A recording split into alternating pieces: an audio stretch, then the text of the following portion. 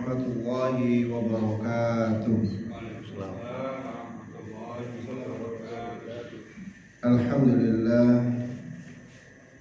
Alhamdulillahilladzi nahmaduhu wa nashkuruhu wa nasta'inuhu wa na'udzu billahi min shururi anfusina wa sayyiati a'malina. Man yahdihillahu fala mudilla lahu wa man yudlil fala hadiya lahu. Asyhadu an la ilaha illallah, asyhadu anna Muhammadan 'abduhu wa rasuluh. Allahumma shalli ala Muhammad wa ala ali Muhammad wa ashabihi wa man tabi'ahum bi ihsanin ila yaumiddin. Amma ba'd. Allahumma inna nas'aluka 'ilman nafi'a wa na'udzu bika min 'ilmin la yanfa'. Hadirin jamaah rahmat Allah Subhanahu wa taala, alhamdulillah kembali kita memanjatkan rasa syukur kehadirat Allah Subhanahu wa taala atas segala limpahan nikmat dan karunia yang telah diberikan kepada kita semuanya. Mudah-mudahan dengan semakin banyak nikmat yang kita peroleh, semakin meningkat pula amalia ibadah kita kepada Allah Subhanahu wa taala. Salawat dan salam mari kita haturkan kepada uswah kita, suri tauladan terbaik kita, Rasulullah Muhammad sallallahu alaihi wasallam, kepada keluarga beliau dan seluruh sahabat-sahabatnya. Hadirin yang rahmat Allah Subhanahu wa taala, kita lanjutkan pembahasan kita dari kitab Fathul Majid, berbicara terkait dengan tauhid. Mudah-mudahan dengan semakin kita mengkaji ilmu tauhid, maka kita dijadikan oleh Allah Subhanahu wa taala sebagai orang yang ahli tauhid dan dijauhkan dari kita perbuatan-perbuatan yang mengandung kesyirikan. Jamaah rahmat Allah Subhanahu wa taala, kita masih membahas terkait dengan bab al-khauf minasyirki, bab yang menjelaskan tentang ketakutan atau takut terhadap kesyirikan.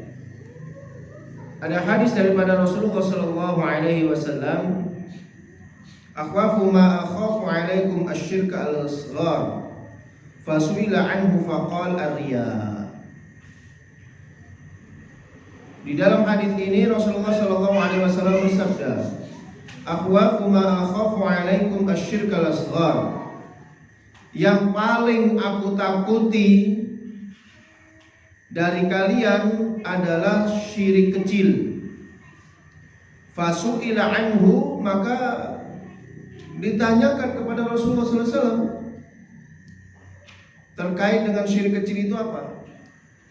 Maka Rasulullah bersabda, faqala ar-riya, syirik kecil itu adalah riya.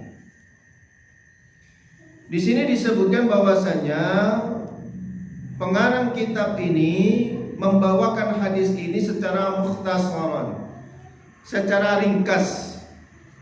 Padahal sebenarnya hadis ini panjang sekali, ya, panjang sekali.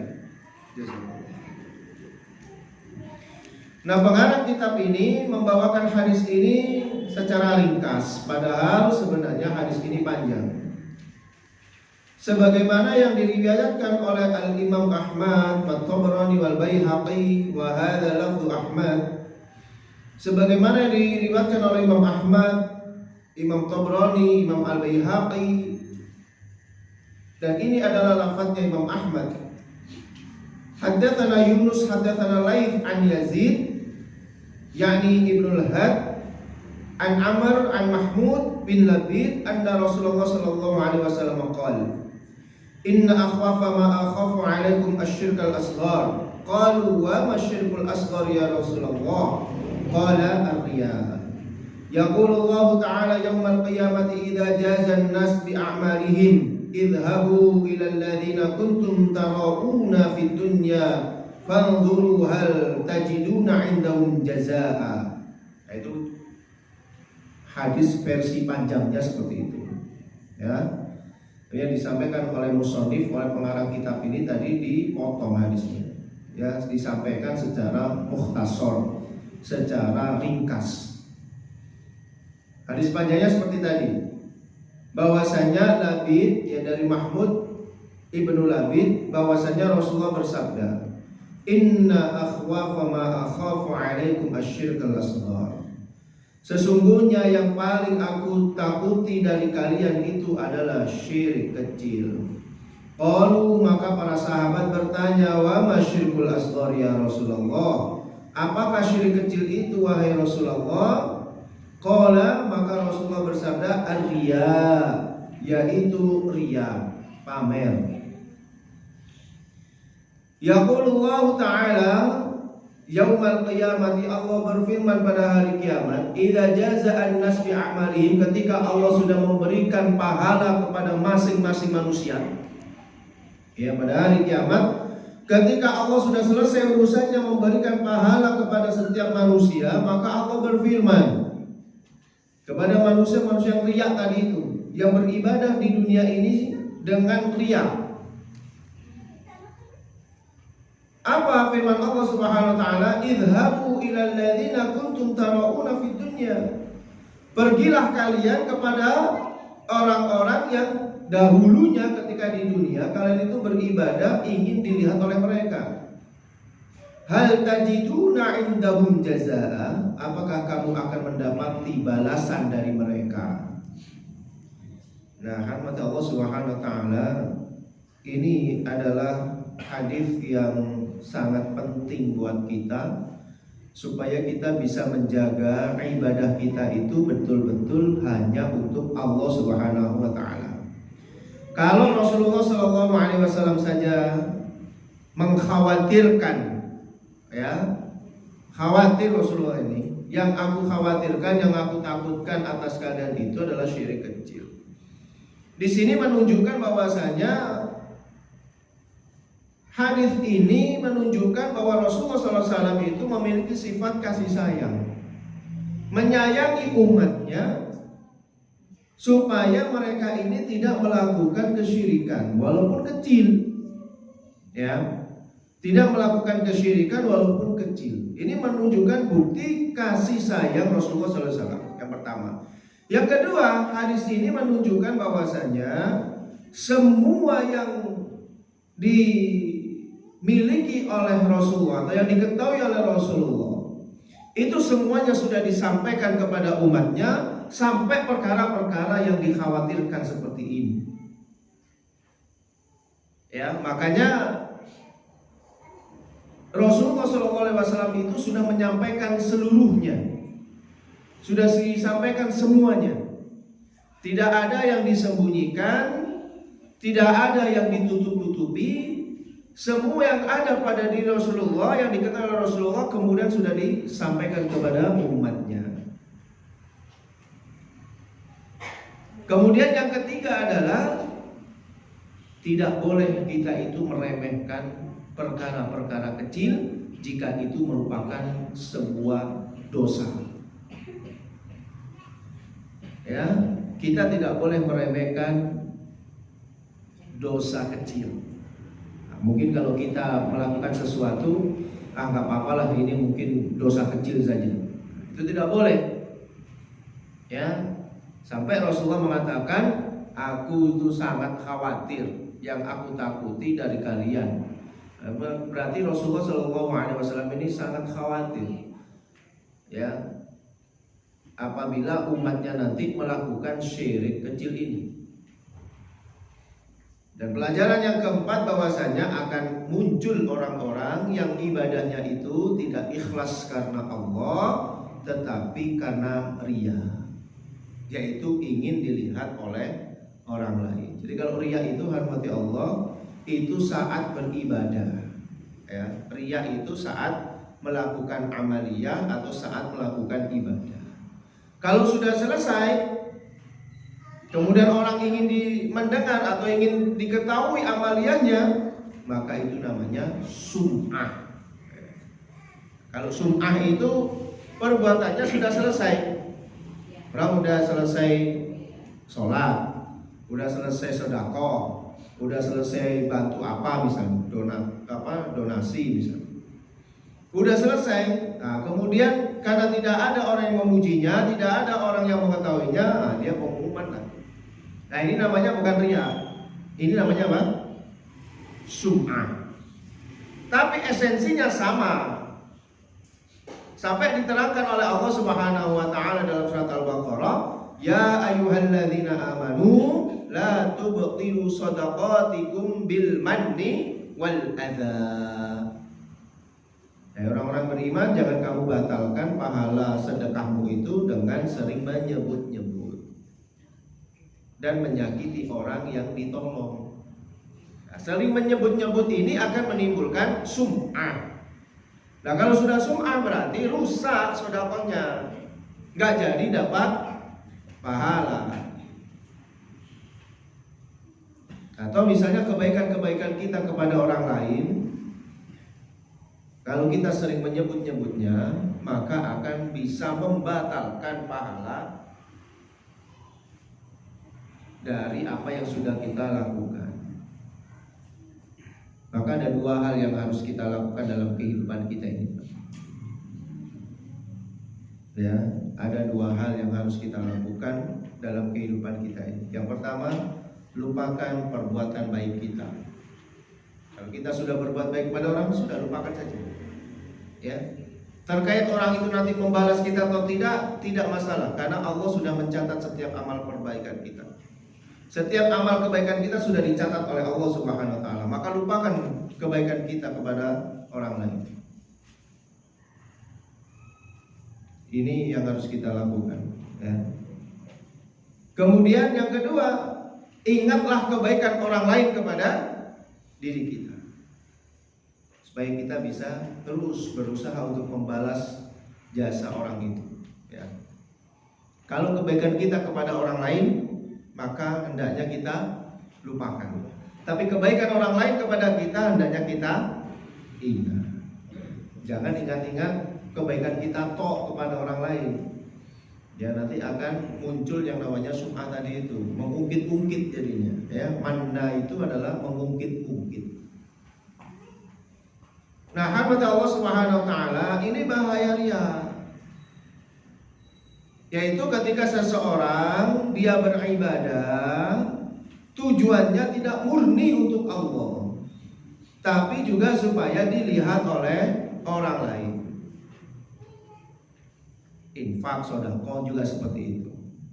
Loh terus apakah nggak boleh sedekah itu diumumkan? Kalau diumumkan kan berarti dipamerkan. Oh tidak juga. Ya.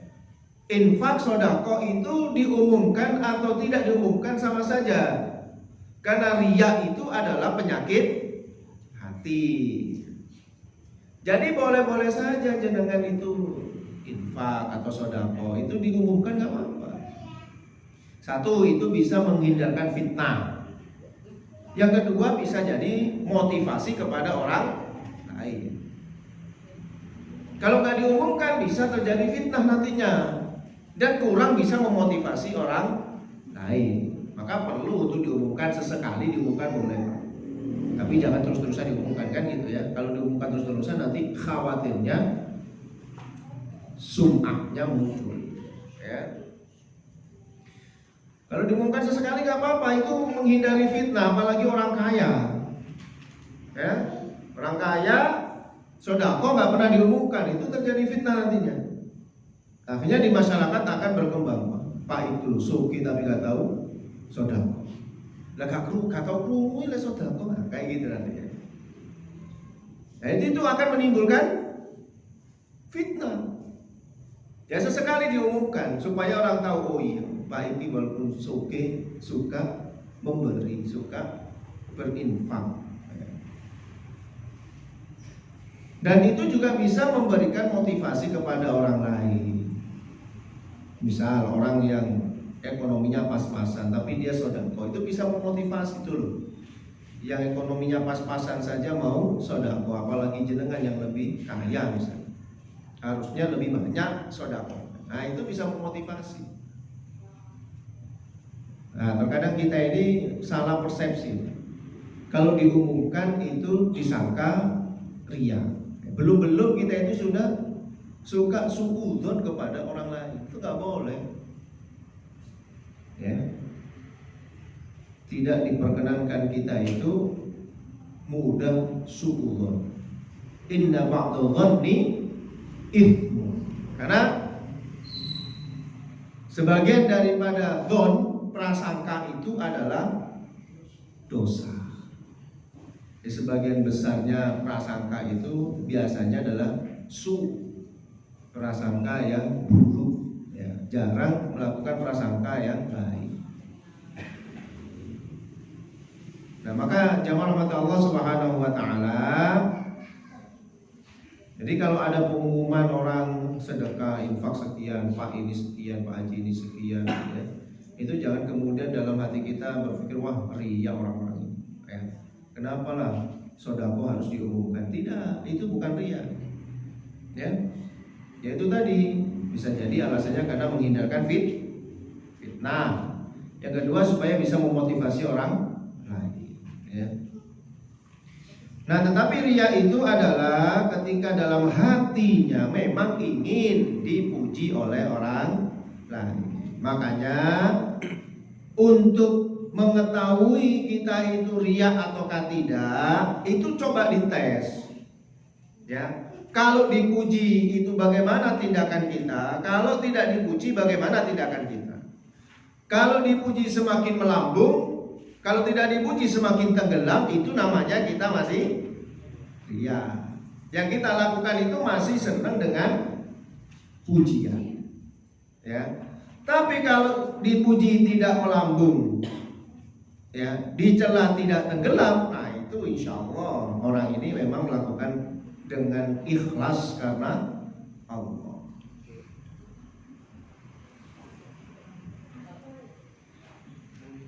Dan kenapa rahmati Allah, ulama-ulama zaman dahulu kitab-kitabnya itu masih terus bisa kita kaji hari ini, bermanfaat sampai hari ini, ya. Karena ketika mereka menulis itu dengan ikhlas, nggak ingin terkenal, nggak ingin dapat royalti, ya.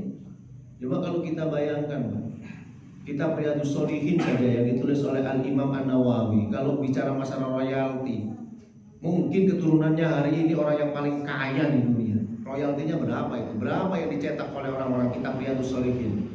Ya, mulai dari ujung dunia yang sana, ya, dari barat sampai ke timur itu semuanya ngajinya Riyadhus Shalihin.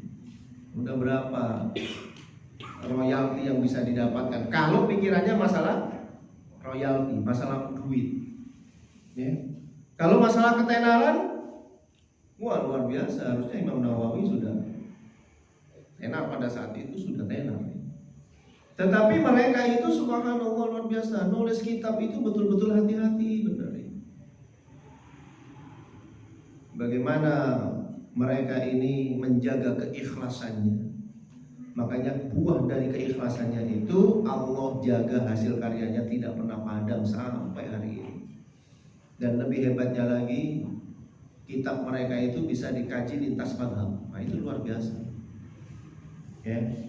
Imam Nawawi itu mazhabnya Syafi'i, tapi yang mengkajinya, yang yang mensyarah dari kitabnya itu banyak sekali ulama-ulama, bisa lintas mazhab juga. Jadi saking ikhlasnya orang, ya. Begitu pula mazhab penulis-penulis atau ulama-ulama yang lainnya, kitab-kitabnya itu everlasting, lestari sepanjang masa. Kenapa? Karena mereka ini tidak riya. Kalau riya itu gampang tenggelamnya, ya. Perbuatan yang diiringi dengan riya itu biasanya gampang tenggelam, ya. Nah, jamaah umat Allah Subhanahu wa taala, Imam Sufyan Ats-Tsauri mengatakan bahwasanya termasuk daripada riya itu adalah tarkul amal li ajlin nas riya.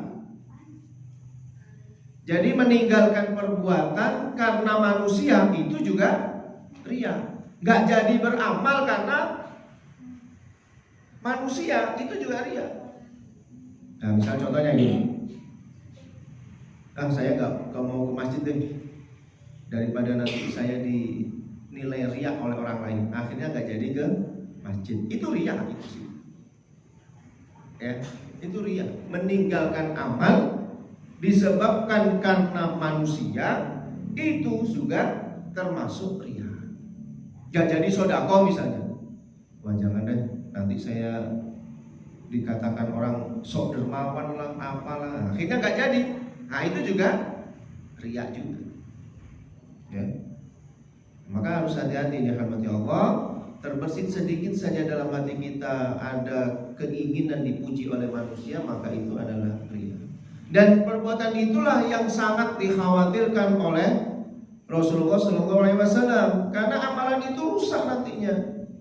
Sampai nanti pada hari kiamat, ketika Allah sudah memberikan manusia itu masing-masing pahalanya, maka Allah Subhanahu wa taala berfirman kepada orang-orang yang suka berbuat riya itu ketika di dunia.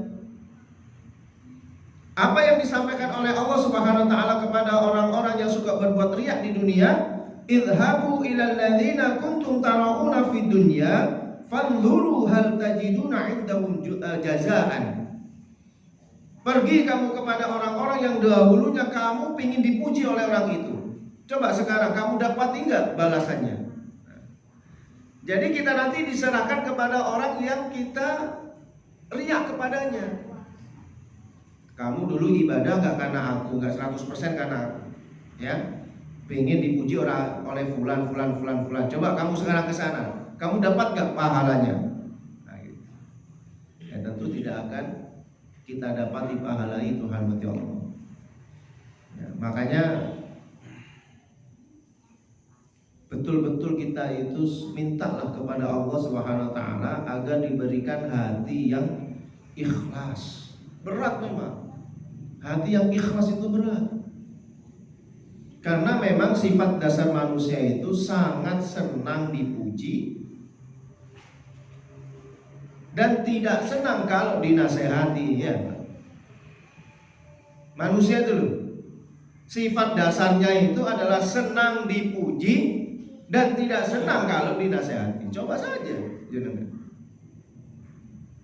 Ya, bahasa orang sekarang itu kritik. Makanya sebenarnya di dalam Islam itu nggak ada kritik, Pak. Yang ada itu adalah nasihat. Kalau nasihat itu mengandung solusi. Tapi kalau kritik ya hanya menunjukkan keburukan-keburukan atau kesalahan-kesalahannya saja. Hanya sekedar mengoreksi kesalahannya saja. Ya, walaupun ada kata-kata kritik membangun. Sebenarnya kalau kritik membangun itu bukan kritik membangun, yang benar itu menasehati. Kalau nasihat itu ada solusi nantinya. Pak, yang Anda lakukan itu salah, ini solusinya seperti ini ya, gitu loh. Bukan hanya Pak yang Anda lakukan itu salah, ini salah semuanya. Iya, orang nggak mau. Ya. Tapi kalau orang itu dipuji, senangnya luar biasa. Coba aja jangan puji-puji itu siapa gitu, senang akan dikasih lah semuanya nantinya. Tapi sekali jangan kritik dia, sekali dia nasihati, tunjukkan kesalahannya, langsung hilang semua itu tadi. Bisa ditangkap jangan nanti kalau terlalu banyak nasihatnya. Tapi kalau yang puji-puji, wah dikasih semuanya. Mau jadi apa saja dikasih. Ya. Nah ini rahmat Allah Subhanahu Wa Taala. Itu yang berbahaya, makanya sampai Rasulullah SAW ini sangat mengkhawatirkan ini perbuatan yang kayak gini nih. Kenapa? Karena itu tadi, kalau orang itu sudah mulai suka berbuat riya, walaupun itu syirik kecil, tidak sampai mengeluarkan orang itu dari agama Islam, tapi seluruh amaliannya rusak. Lah kalau semua amal ibadahnya itu dilakukan dengan riya, tidak ada satupun yang ikhlas, kan bahaya. Nanti di akhirat bagaimana? Apa yang bisa dihadapkan kepada Allah? Apa yang bisa disetorkan kepada Allah? Apa yang bisa dibanggakan di hadapan Allah? Bahwa dulu ya Allah ketika di dunia aku termasuk hambamu yang taat kepadamu. Tapi ketika ditunjukkan layarnya kepada kita, ternyata ibadah kita semuanya itu dilaksanakan dengan riya semuanya. Rusak. Capek kita beribadah di muka bumi ini, ternyata di akhirat hilang semuanya, gak ada balasannya. Maka sama saja dihitung sebagai orang yang tidak beribadah. Maka kita belajar Pak, saya juga belajar, jenengan, kita belajar bareng-bareng bagaimana kita itu supaya diberikan oleh Allah hati yang ikhlas, sehingga ibadah yang kita lakukan itu ikhlas. Tapi jangan sampai meninggalkan amal yaitu tadi karena takut riya. Ya, mau berinfak nggak jadi nanti kalau riya percuma nanti nggak jadi apa-apa. Oh jangan, itu perbuatan setan itu. Ya, selalu membisikkan kepada kita was-was, takut riya, akhirnya nggak jadi beramal. Nah, kalau tidak jadi beramal itu juga bagian daripada riya. Makanya ikhlas itu perlu dilatih, nggak apa-apa. Mungkin dari pertama kita sedekah, sholat, zakat, haji, umroh misalnya. Mungkin awal-awalnya adalah karena ingin dipuji orang. Ada riyanya di situ, mungkin ya. Tapi kalau kita terus melakukan sedekah hari ini masih riya, besok sedekah lagi masih riya lagi, terus sampai akhirnya kita ikhlas juga. Emang perlu dilatih. Kalau nggak dilatih nggak bisa. Jangan seperti tetangga saya dulu Pak di Pakis Kembar sana ya. Dia mengatakan ngapain sholat kalau nggak bisa khusyuk. Kan sholat yang bermanfaat itu adalah sholat yang khusyuk. Jadi ngapain sholat capek-capek kalau nggak khusyuk? Saya bilang lagi, nah gimana inti bisa khusyuk kok sholat aja nggak pernah? Wong kita yang sholat terus aja masih susah untuk khusyuk, nah apalagi yang tidak pernah sholat. Gitu loh, ya. Kalau ada orang mengatakan ngapain sholat nggak bisa khusyuk, itu nggak bermanfaat, sholat yang nggak khusyuk, ya. Nah, kita jawab, gimana bisa khusyuk kalau tidak pernah sholat? Padahal ibadah kita itu hamba Allah walaupun tidak khusyuk, asalkan tidak ada riya di dalamnya, ya, itu tetap dicatat oleh Allah SWT sebagai satu kebaikan. Wong baca Al-Quran saja itu loh, gratul itu dapat 2 pahala, masya Allah, luar biasa itu.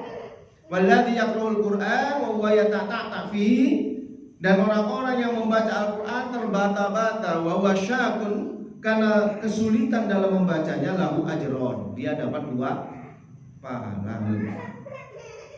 Jadi tidak ada yang namanya sia-sia, ibadah sia-sia itu gak ada. Pokoknya yang kita lakukan kebaikan itu asalkan sesuai dengan syariatnya, maka semua itu akan dicatat oleh Allah Subhanahu wa taala sebagai amal soleh. Selama tidak kita rusak di dalamnya dengan riya atau sum'ah itu kan. Ya, jadi walaupun sholat kita mungkin ya khusyuknya hanya 0, sekian persen misalnya, tidak masalah itu. Tetap akan dicatat oleh Allah sebagai amal kebaikan, sebagai amal soleh, bagian daripada ketaatan seorang hamba kepada Allah Subhanahu wa taala. Kemudian jamaah rahmat Allah Subhanahu wa taala, ada hadis lagi yang diriwayatkan oleh Imam Al-Bukhari dari Ibnu Mas'ud radhiyallahu anhu. Anna Rasulullah sallallahu alaihi wasallam qala, "Man mata wa huwa yad'u lillahi niddan dakhalan nar." Barang siapa yang mati sedangkan dia menyeru kepada Allah, menyeru kepada sesembahan selain Allah, maka dakhalan nar. Niddan itu bermakna padanan, ya. Bermakna padan. Barang siapa yang berdoa kepada padanannya Allah, dakhalan nar, maka dia akan masuk ke dalam neraka.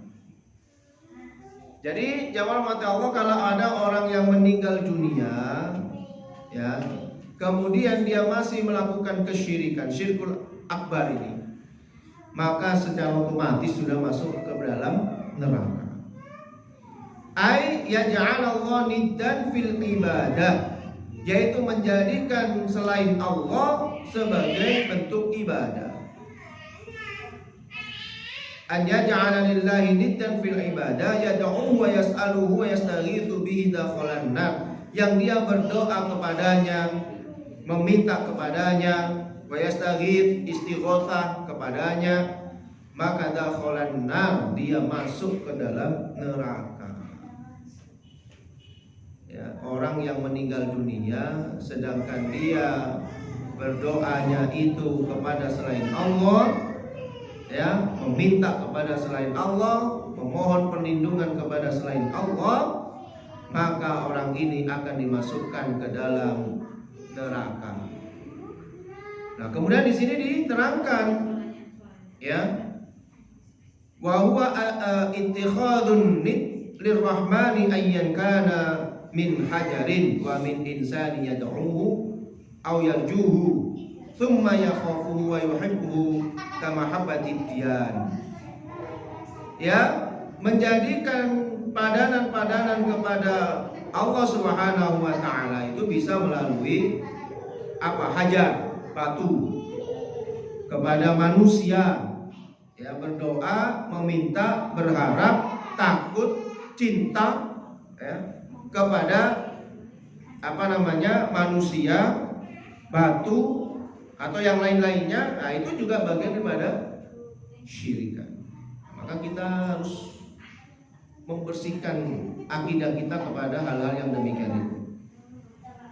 Wa'lam, ketahuilah bahwasanya menjadikan padanan selain Allah Subhanahu wa taala itu ala qismain, dibagi menjadi dua. Al-awwal, yang pertama, an yaj'alahu lillahi syarikan fi anwa'il ibadah aw ba'daha kama taqaddama wa huwa syirk akbar. Itulah syirkun akbar, yaitu menjadikan Allah Subhanahu wa taala sekutu-sekutu dalam segala bentuk ibadah atau sebagiannya, sebagaimana yang sudah diterangkan pada permulaan kitab ini, maka itulah yang disebut syirik besar. Ya, jadi menjadikan apa yang menjadi haknya Allah sekutu, maka itu adalah syirik besar. Makanya kita itu harus betul-betul membersihkan hati kita. Kita ke dokter itu tujuannya hanya untuk berobat saja. Jangan sampai dalam hati kita itu tujuannya untuk menyembuhkan penyakit kita, karena penyakit itu yang menyembuhkan tetap haknya Allah. Kalau sampai ada dalam hati kita itu datang ke dokter itu tujuannya untuk menyembuhkan penyakit kita, sama kita datang kepada dukun yang ingin melepaskan permasalahan-permasalahan kita. Harus disingkirkan itu. Ya. Kalau kita minum obat itu tujuannya adalah untuk mengobati penyakit kita, karena ini perintah Allah. Tadawau, kata Rasulullah. Tadawau, berobatlah kalian. Ya, tujuannya hanya untuk berobat. Jangan sampai kita minum obat itu tujuannya untuk menghilangkan penyakit. Karena bukan obat itu yang menghilangkan penyakit, tetap Allah, sandarannya tetap harus kepada Allah. Ini kan kalau nggak dilatih kan sulit, ya. Biasanya kalau kita minum obat itu dalam pikiran kita apa? Sembuh kan? Pengen sembuh kan? Akhirnya minum obat. Seolah-olah obat itulah yang bisa menyembuhkan penyakit kita. Kalau kita sudah menaruh kepercayaan kita kepada obat itu, ini bahaya nantinya. Ya, itu akan merusak akidah kita.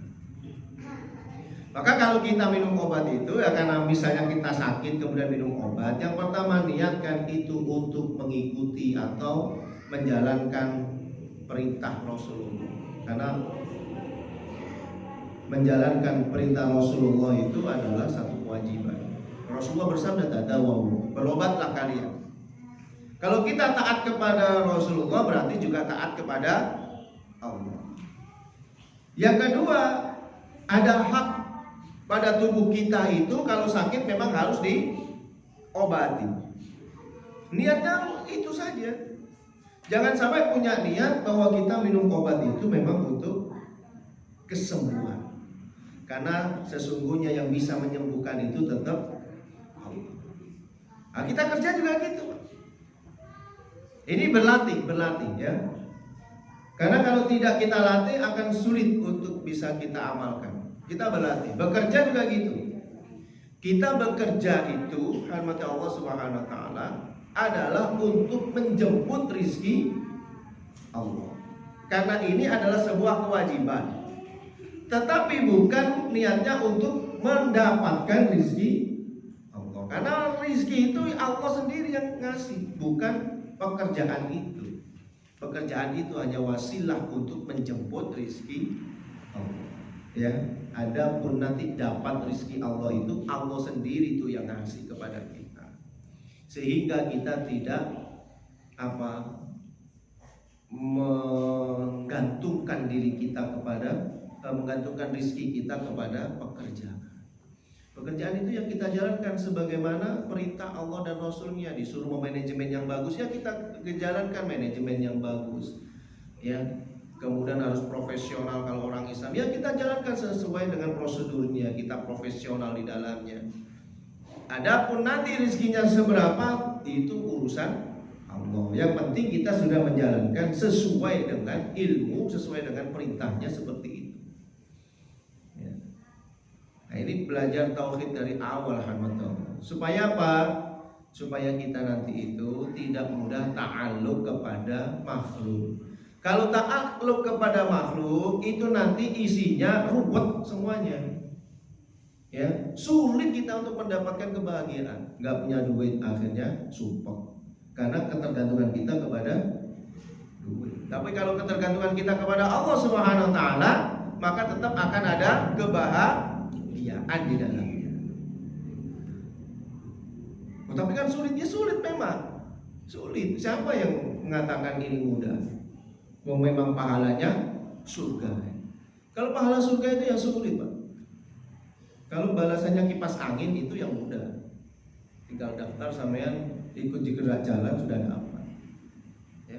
Tapi kalau ini adalah urusannya akhirat memang sulit. Tapi bisa dikerjakan, itu bisa. Buktinya banyak. Nanti di dalam kitab Jami'ul Ulumi wal Hikam itu disebutkan bagaimana Abu Musa al-Asy'ari ya mendengar bahwasanya anaknya dibunuh, Pak. Anaknya dibunuh itu santai. Dia cukup bilang inna lillahi wa inna ilaihi raji'un. Dia tidak santai aja. Kemudian ditanya, apakah Anda tidak bersedih? Biasanya kalau orang ditinggal mati oleh anaknya itu menangis dan seterusnya. Abu Musa al-Asy'ari itu santai saja mendengar anaknya dibunuh, bukan hanya mati, dibunuh. Kata beliau, bukankah itu sudah takdir dari Allah Subhanahu wa taala? Apapun yang sudah ditakdirkan oleh Allah, mau mata kita netes sampai habis kering sekalipun, tidak akan mungkin bangun lagi. Ya, kita tinggal berdoa saja supaya dia diampuni dosa-dosanya oleh Allah. Coba gimana itu perasaannya? Dia tidak terkendali oleh suasana. Kita belum sampai tingkatan kita ke sini, Pak. Ya, ada berita apa gitu, yes, secara otomatis kita menangis dan seterusnya. Ya. Nah, kata Allah Subhanahu wa taala, jadi di dalam hadis ini jelas bahwasanya orang yang meninggal dunia sementara dia masih menyekutukan kepada Allah, maka dia masuk ke dalam neraka. Ya. Di sini diterangkan tidak ada perbedaan antara orang kafir ahlul kitab ataupun orang kafir musyrikin. Nggak ada bedanya. Kalau sudah kufur, syirik itu sudah nggak ada bedanya. Nanti di neraka nanti tidak ada bedanya. Bahwasanya orang yang kufur kepada Allah Subhanahu wa taala, apakah dia itu orang ahlul kitab ataukah bukan, sama saja. Nanti di neraka khalidina fiha abada. Kemudian yang kedua, menjadikan sekutu kepada Allah Subhanahu wa taala itu, yang kedua adalah maka min na'i syirkil asghar, yaitu bagian daripada macam-macamnya syirik kecil. Kaqaulir rajul, sebagaimana seseorang mengatakan masya Allah wa syi'ta. Apa artinya, Pak? Masya Allah wa syi'ta ya. Nah, ini karena kehendak Allah dan kamu. Loh, ini termasuk syirik juga. Ya. Walau Allah wa anta, kalau bukan karena Allah dan kalau bukan karena kamu, waduh saya tadi sudah kecelakaan ini. Itu sudah bagian daripada syirik kecil. Misalnya aja dengan punya masalah, terus ditolong umum, terus jangan sampaikan, lek ditolong Pak iki, wah sampun mangko ini. Loh, itu loh namanya syirik kecil. Dari mana Pak syiriknya? Coba. Perkataan itu dari mana syiriknya? Misalnya ada orang namanya Pak Edi misalnya. Saya lagi kesusahan, terus ditolong sama Pak Edi. Terus saya ngomong gini, wah kalau nggak ada Pak Edi, udahlah paling usaha saya udah bangkrut sudah. Loh itu kata Rasulullah itu bagian daripada syirik kecil. Syiriknya di mana coba? Letak syiriknya itu loh di mana?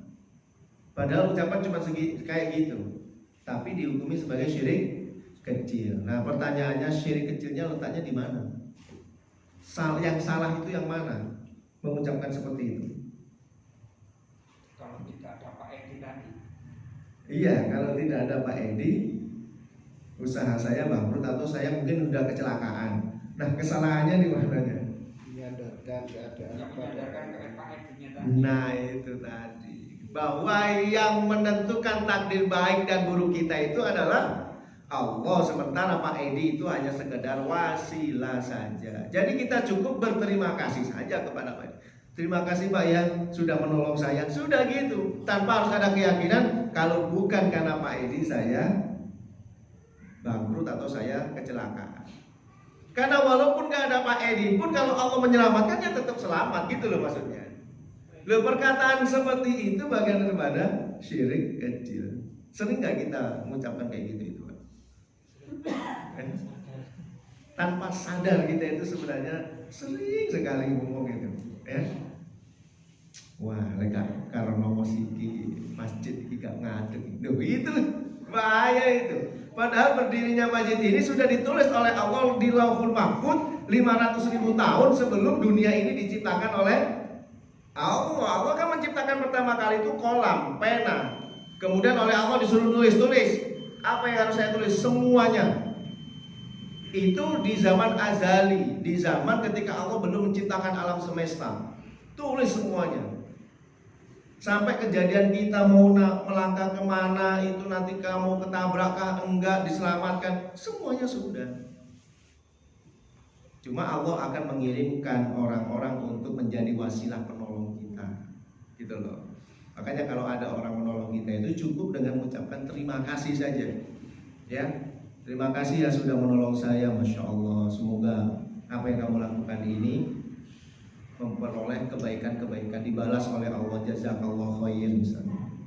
Ya, tanpa harus ditambah-tambahi. Laula anta, kalau bukan karena kamu. Nah, bisa nggak Pak kayak gitu Pak? Karena kita ini gampang keceplosan. Wah, sekarang sampeyan niku wis gak dadi gimana? Itu juga bahaya. Ya. Satu orangnya jadi sombong jadinya, ya. Seolah-olah dialah orang yang paling berjasa. Kalau sudah paling berjasa biasanya banyak maunya. Banyak maunya Pak. Orang itu kalau sudah menganggap bahwa dirinya paling berjasa biasanya banyak maunya, ya. Makanya ya nggak apa-apa. Apapun itu, apa yang kita lakukan itu sebenarnya sudah dicatat oleh Allah. Cuma alhamdulillah kita dijadikan wasilah untuk mengadakan itu. Ya nggak usah sombong-sombong amat gitu loh. Ya, ini belajar tauhid bener ini. Ya, kita melatih lisan kita ini supaya ta'aluknya itu kepada Allah, bukan lagi kepada manusia. Kalau ada orang berbuat baik ya sudah, terima kasih, jazakallahu khair, supaya Anda dibalas oleh Allah Subhanahu wa taala tanpa diembel-embeli laula anta. Kalau bukan karena Anda, saya nggak jadi seperti ini, enggak. Kalau tidak ada orang itu pun, kalau Allah menghendaki Anda jadi seperti ini, ya seperti ini juga gitu loh. Paham Pak ya? Belajar ya, kita belajar sama-sama. Saya kadang-kadang juga keceplosan. Kadang-kadang kalau sudah muhasabah, makanya kita itu kata Umar bin Khattab radhiyallahu anhu di dalam tafsir Ibnu Katsir itu kan disebutnya hasibu anfusakum qabla an tuhasabu. Hisab dirimu sendiri, koreksi dirimu sendiri, introspeksi dirimu sendiri sebelum kamu diintrospeksi oleh Allah Subhanahu wa taala. Makanya Rasulullah kemudian sering menyampaikan kepada sahabat apa? Jaddidu imanakum, perbaharuilah keimanan kalian. Qalu, maka para sahabat bertanya, kaifa nujaddidu imanana ya Rasulullah? Bagaimana kami memperbarui iman kami ya Rasulullah? Maka Rasulullah mengatakan, jaddidu imanakum bila ilaha illallah. Perbaikilah keimananmu dengan sering-sering mengucapkan la ilaha illallah. Banyak zikir la ilaha illallah itu memperbaiki keimanan kita. kita. Karena kita ini secara tidak sadar itu tadi mengatakan laula anta masya Allah wa syi'ta. Kalau bukan karena Allah dan bukan karena Anda, nah, itu sudah karena Andanya itu yang membuat kita syirik. Maka kalau kita sudah berbuat kesyirikan seperti itu, tebus dengan kalimat la ilaha illallah. Ya, kita jadikan wirid itu la ilaha illallah. Tapi ya bukan wirid yang aneh-aneh blok. Ya juga bukan gitu maksudnya ya. Nanti ini salah pengertiannya. Disuruh memperbanyak la ilaha illallah, kemudian akhirnya itu tadi ya, la ilaha illallah sampai geleng-geleng sampai muter-muter dan seterusnya. Bukan kayak gitu ya. Tetap kita baca la ilaha illallah dalam kehidupan sehari-hari. Diam-diam sambil duduk kita baca la ilaha illallah. Di samping istighfar, di samping sholawat Nabi ya. Ya, habis sholat kita juga baca la ilaha illallah wahdahu la syarikalah dan seterusnya. Itu bagian daripada jadidu iman aku, memperbaiki keimanan kita. Karena nuwun sewu kita itu tidak bisa lepas dari hal-hal yang demikian itu. Saya yakin itu manusia, Pak. Namanya manusia, orang manusia yang dilupakan. Ya, itu dari dua kata bahasa Arab itu manusia itu. Man artinya orang, manusia yang dilupakan. Artinya manusia itu memang orang yang dibuat oleh Allah gampang lupa, gampang khilaf. Makanya karena gampang khilaf ada perintah untuk memperbanyak istighfar, bertobat kepada Allah. Nah, termasuk perkataan-perkataan yang demikian itu, kalau bukan karena saya, kalau bukan karena Anda, kalau bukan karena orang itu, nah ini bagian daripada kesyirikan, maka kita tebus semuanya itu dengan kalimat la ilaha illallah. Kita perbanyak kalimat-kalimat. Baik, rahmat Allah Subhanahu wa taala, bahasan terkait dengan bab khaufu anisyirk sudah habis. Monggo kalau misalnya ada yang mau kita diskusikan sebelum insyaallah pada pertemuan yang akan datang kita akan masuk kepada bab ad-du'a'u ila syahadati la ilaha illallah, berdakwah kepada syahadat. Ini nanti sudah mulai ada kewajiban, Pak, karena kita sudah belajar banyak tentang tauhid, bagaimana syirik. Nah, baru ada kewajiban kita untuk mendakwahkan la ilaha illallah. Nah, mudah-mudahan nanti kita bisa termasuk bagian daripada yang mendakwahkan, paling tidak mendakwahkan kepada keluarga kita. Kalau bisa ya kepada orang lain. Ya, sebelum kita masuk kepada bab ad-du'a'u ila syahadati la ilaha illallah, monggo kalau misalnya dari pembahasan kita tadi ada yang perlu didiskusikan. Kalau kita ngomong bukan karena kamu gini-gini, itu kita awali dengan qadar Allah, itu gimana kan? Seandainya ada kejadian qadar Allah ini, kalau bukan karena kamu menolong kamu pasti itu terjatuh gitu, seandainya diawali dengan qadar Allah. Iya. Bagaimana kalau demikian, Pak? Ya. Kalau kita lihat hadisnya, anna Nabi sallallahu alaihi wasallam lama qala lahu rajul, masya Allah wa syi'ta. Ketika seseorang itu berkata itu berkata kepada Rasulullah, masya Allah. Ini semuanya karena Allah, wa syi'ta, dan karena Anda ya Rasulullah. Berarti kalau karena Allah itu kan karena qadarnya Allah ya, dan karena Anda. Maka apa jawab Rasulullah? Aja'altani lillahi niddan, apakah kamu menjadikan aku sebagai tandingannya Allah? Bal masya Allah wahdah, tapi ucapkanlah ini semua karena Allah saja. Nah, maka kita juga gitu. Ini semuanya adalah qadar Allah, ini semuanya adalah takdir Allah yang menyebabkan saya selamat. Terima kasih, jazakallah khair ya. Nah, tadi sudah membantu saya. Nah, kalau sudah membantu nggak apa-apa kalau membantu. Tapi kalau karena sampai saya bisa selamat ya berarti seolah-olah orang itu yang menyelamatkan kita, tetapi orang itu sekedar membantu saya. Baik. Bisa ada lagi? Monggo. Oke.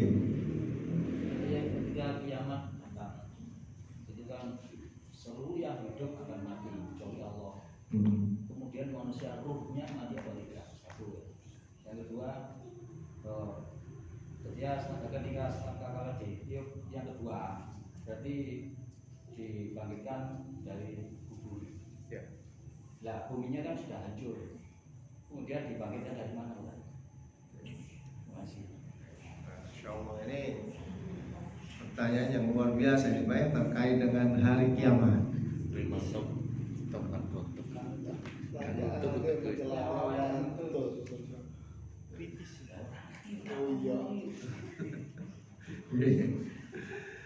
Pada hari kiamat ketika ditiup sangkakala trompet itu semuanya mati semuanya. Apakah rohnya manusia juga ikut mati? Semua ikut mati. Bahkan yang tiup trompet saja ikut mati. Malaikat semuanya mati. Yang hidup itu hanya Allah Subhanahu wa taala. Alam semesta yang tadinya berputar ada siang malam semuanya dihentikan oleh Allah Subhanahu wa taala. Semuanya di-break oleh Allah. Tapi enggak didiamkan oleh Allah Subhanahu wa taala, ya, dimatikan semua. Baru kemudian Allah membangkitkan malaikat yang meniupkan trompet yang kedua, dibangkitkan terlebih dahulu, baru kemudian semuanya dibangkitkan oleh Allah. Dari mana? Ya dari muka bumi itu tadi. Bukan berarti rata itu kemudian gak ada kuburan, ya tetap ada. Cuma bangunan-bangunan kayak gini ini rata semuanya, dihabisin oleh Allah Subhanahu wa taala. Kemudian baru dibangkitkan lagi, ya. Yang bergelimpangan di jalan ya dia bangkit lagi. Yang ada di dalam kuburan ya dibangkitkan lagi. Dalam surat apa itu? Al-Zalzalah, ya. Wa akhrajatil ardu athqalaha.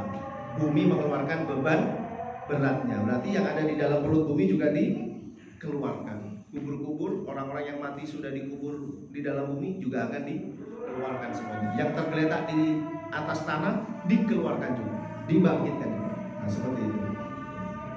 Allah a'lam bishawab.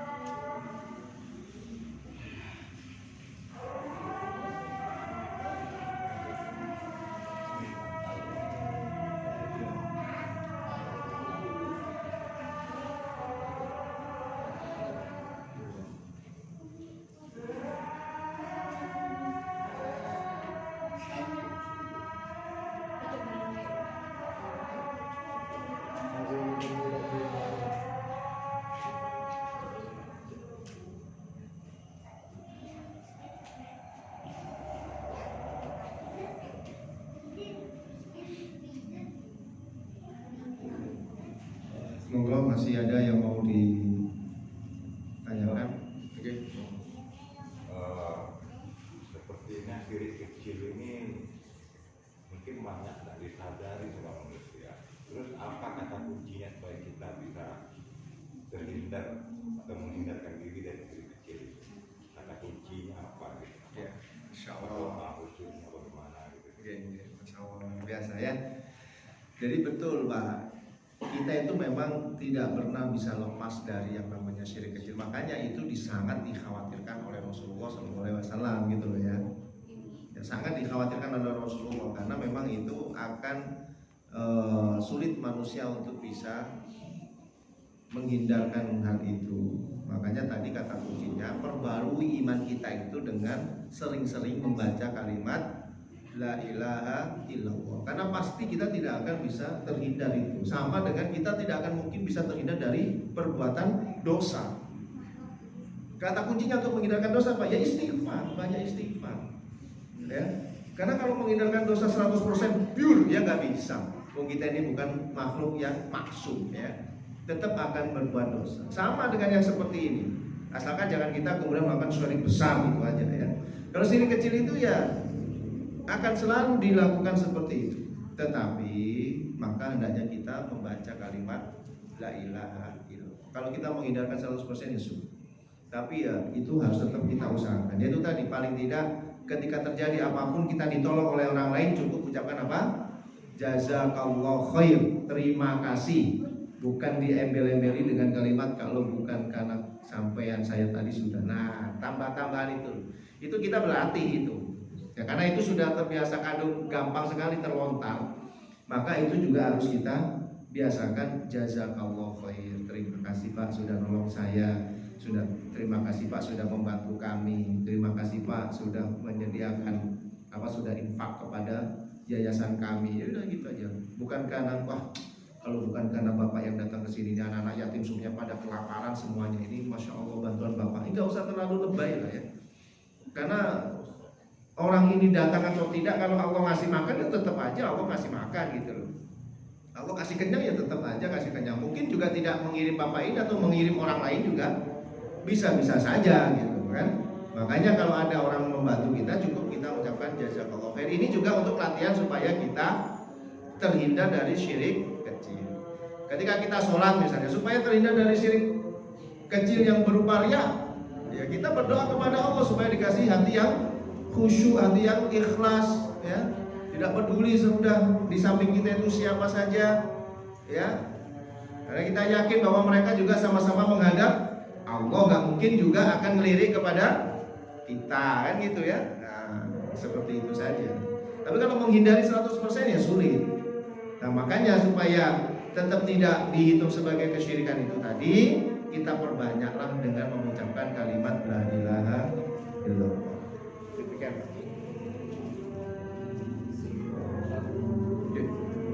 Gimana kalau dulu kan waktu mungkin kecil-kecil kita itu sering ada mungkin tuh Borobudur, sedangkan Borobudur itu kan tempat sembayangnya orang Buddha. Nah itu gimana Ustaz? Kalau mama sekarang ini mungkin kan banyak ya orang tujuan kayak Borobudur, ke Prambanan, itu kan tempat ibadah itu gimana Ustaz? Iya. Baik. Bagaimana dengan kita mengunjungi tempat ibadahnya orang lain? Boleh nggak? Mengunjungi ibadahnya tempat ya, tempat ibadahnya orang lain. Seperti kalau kita pergi ke Borobudur. Nah, Borobudur itu tempat agama Buddha beribadah di sana. Ya, tapi tidak setiap upacaranya di sana Pak ya. Hanya ketika hari-hari besar saja biasanya di Borobudur itu diadakan ibadah di sana. Nah, rahmat Allah Subhanahu wa taala terkait dengan ini nanti bisa dibuka bagaimana pendapat para ulama. Ada ulama dua pendapatnya ya. Satu mengatakan secara mutlak tidak boleh. Ya, secara mutlak tidak boleh karena mengunjungi tempat ibadah orang lain berarti kita setuju dengan ibadah orang lain. Berarti itu masuk kepada kesyirikan. Yang kedua, hukum daripada mendatangi tempat ibadah orang lain itu diperbolehkan. Boleh, mubah saja karena kita hanya mengunjungi tempatnya, tidak ikut upacaranya. Berbeda ketika kita ikut upacaranya. Ya, kalau ikut upacaranya sudah jelas. Kalau kita sekedar datang ke gereja misalnya, ini nggak ngapa-ngapain ya ke gereja aja misalnya, ya nggak apa-apa gitu menurut sebagian ulama ya. Tapi sebagian ulama yang lain mengatakan itu diperbolehkan. Ya, sebagian ulama yang lain mengatakan mutlak tidak diperbolehkan. Karena mengunjungi tempat ibadah orang lain itu bagian daripada setuju terhadap ibadah orang tersebut. Wallahu alam ya terkait dengan ikhtilaf ini, tapi kalau saya lebih cenderung untuk tidak mengunjunginya. Ini namanya keluar dari keluar dari ikhtilaf itu langkah ikhtiyat namanya, langkah kehati-hatian. Ya, ada dua pendapat ulama nih, satu boleh, satu mutlak tidak boleh. Nah, bagaimana sikap kita? Ya kalau saya pribadi, ya saya lebih baik tidak mengunjunginya sebagai langkah ikhtiyar. Kalau salah, paling tidak saya tidak mengunjungi. Misalnya kan gitu ya.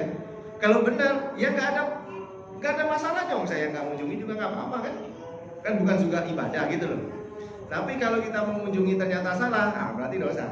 Ya, kalau ternyata tidak salah berarti ya nggak apa-apa mengunjungi. Kalau memang sebenarnya menurut Allah misalnya ini menurut Allah ya, ternyata nggak salah misalnya, ya nggak apa-apa. Tapi kalau salah, nah sudah mengunjungi kan gitu. Tapi kalau tidak mengunjungi misalnya, ya kalau misalnya itu salah, ya kita memang tidak mengunjungi. Kalau tidak apa-apa, misalnya mengunjungi itu tidak apa-apa, ya nggak mengunjungi kan juga nggak apa-apa gitu loh maksudnya. Ikhtiyat itu langkah ikhtiyat itu seperti itu, ya. Nah itu sebaiknya kita tidak mengunjungi, tidak ikut mengunjungi. Kalau dulu bagaimana dulu saya kan tidak tahu ya, namanya tidak tahu nggak apa-apa, nggak tahu ya. Yang penting kita sekarang bertobat kepada Allah, banyak-banyak istighfar untuk tidak mengulangi kembali gitu saja. Ya. Allah a'lam bishawab. Kalau ziarah itu kan sekarang banyak, misalkan ziarah wali 5 atau wali 9, terus kemudian melakukan hal seperti ritual. Saya pernah lihat itu sampai mengambil kayu itu dibawa pulang katanya untuk obat, itu bagaimana? Kalau ziarahnya sendiri diperbolehkan, karena ziarah kubur itu pada dasarnya boleh ya. Jadi ziarah kubur itu bukannya tidak boleh, boleh. Emang Rasulullah dulu pernah kuntu nahaitukum, saya dulu pernah melarang kalian untuk ziarah kubur. Fazuruha, tapi sekarang ziarahlah. Jadi ziarah kubur itu boleh. Nah, makanya sampai kita juga dianjurkan itu. Ziarah kubur itu sebenarnya kita dianjurkan, sangat dianjurkan. Untuk apa? Zikrul maut, untuk mengingat kematian. Kita ini kalau cuma lihat gedung-gedung mewah saja, lihat mobil, lihat ini, enggak ingat mati Pak kita. Yakin itu sudah. Jangan kalau sudah lihat gedung-gedung mewah, lihat mobil-mobil cantik gitu, enggak mungkin ingat mati gitu ya. Nah, ingat mati itu kalau ada di dalam kuburan. Makanya kita sering-sering ziarah. Jadi hukum asli ziarah ke wali 5, ke wali itu sebenarnya boleh-boleh saja, sah-sah saja ziarah. Cuma yang tidak diperbolehkan itu nanti ketika kita ziarah ngapain di situ, ya. Kalau kemudian kita meminta kepada kuburnya, itu ya nggak boleh, ya. Kemudian kalau kita menganggap bahwa mengambil barang-barang di situ mengandung aroma, mengandung apa, misalnya, nah itu keyakinan itu yang tidak diperbolehkan. Maka kalau misalnya kita menjadi tour guide-nya untuk ziarah-ziarah ke makam-makam itu harusnya ya harus dibersihkan betul itu.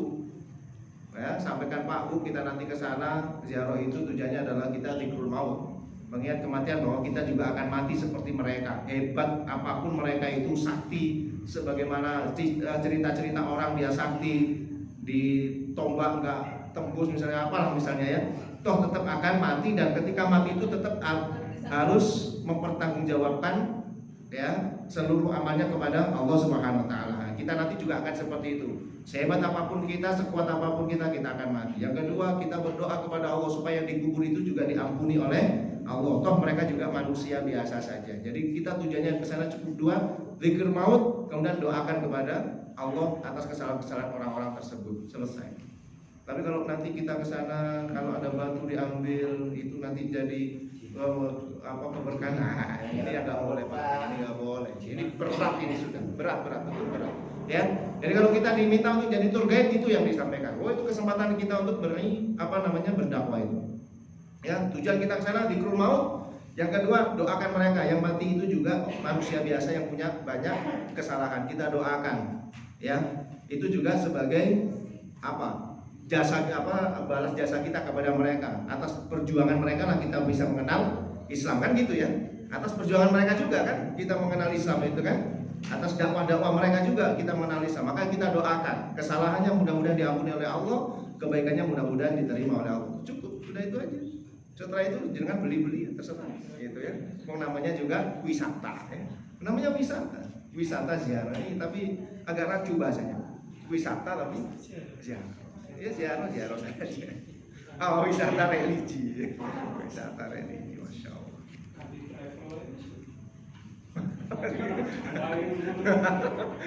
Ya ada supir travelnya ini. Wah, bahaya kalau pasti suruh ngantar. barokah.